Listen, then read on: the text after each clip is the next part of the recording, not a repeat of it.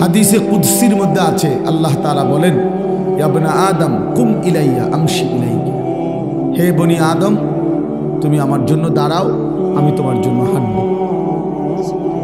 ওয়ামশি ইলাইয়া উহারবিলু ইলাইকা, আল্লাহ বলেন বান্দা তুমি আমার জন্য হাঁটো, আমি তোমার জন্য দৌড়ব। তুমি আসবে যদ্দূর, আমি আসবো তার চাইতে বেশি। এই জন্য আগ্রহ, ন্যূনতম আগ্রহ থাকতো, মনোযোগ থাকতো। এই খামখেয়ালি গাফেল, বয়স্ক হোক বাচ্চা হোক, কিশোর হোক নওজোয়ান হোক, এদের কোনো পরিবর্তন হয়। অনেক বয়স্ক লোকের জীবনে কোনো পরিবর্তন নেই, এক তালে এক রঙে।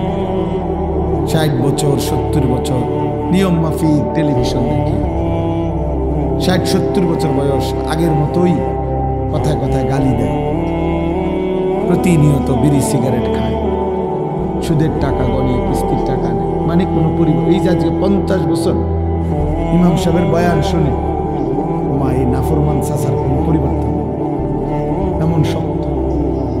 কারণ হলো, কারণটা কি? 50 বছর আপনি, 30 বছর আপনি জুম্মার বয়ান শুনলেন, আপনার কোনো পরিবর্তন হল?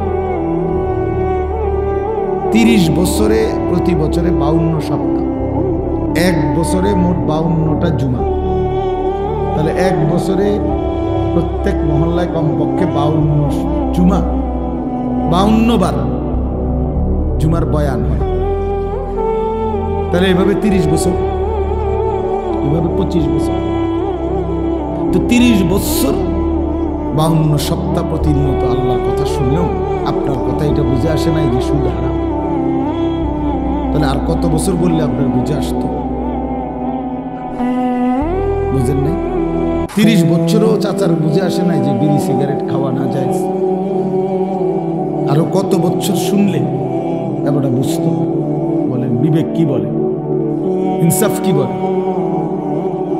60 বছর বয়সও এখনো উনার বুঝে আসে নাই যে গালিগালাজ করা হারাম, টেলিভিশনে নাচ গান দেখা হারাম। তো এই চাচা বুঝবে কখন? কত বছর পরে? 600 বছর পরে? তো